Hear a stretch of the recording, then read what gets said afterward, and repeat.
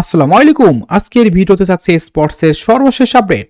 25শে মে ভারতের গোয়ায় শুরু হচ্ছে নারী সার্ফ চ্যাম্পিয়নশিপ।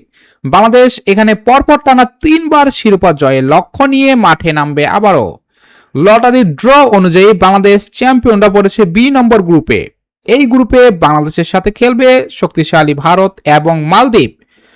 6টি দলকে 2 গ্রুপে বিভক্ত করা হয়েছে। গ্রুপ এতে আছে নেপাল, শ্রীলঙ্কা এবং ভুটান, এবং গ্রুপ বিতে আছেন ইন্ডিয়া, বাংলাদেশ এবং মালদ্বীপ।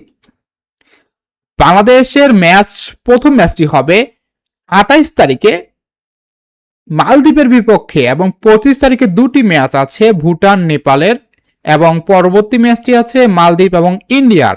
বাংলাদেশের প্রথম ম্যাচটি হবে 28শে মে মালদ্বীপের বিপক্ষে, এবং দ্বিতীয় ম্যাচটি হবে ইন্ডিয়ার বিপক্ষে 31শে মে। আশা করছি বাংলাদেশ দুটি ম্যাচই জয়লাভ করে ফাইনাল কনফার্ম করবে। প্রতিটি গ্রুপের শীর্ষে দুটি দল সেমিফাইনালে খেলার সুযোগ পাবে।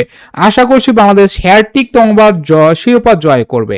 গাইস, আপনাদের মতামত অবশ্যই কমেন্ট করে জানাতে ভুলবেন না। বাংলাদেশ কি পারবে পরপর তৃতীয়বার শিরোপা জয় করতে?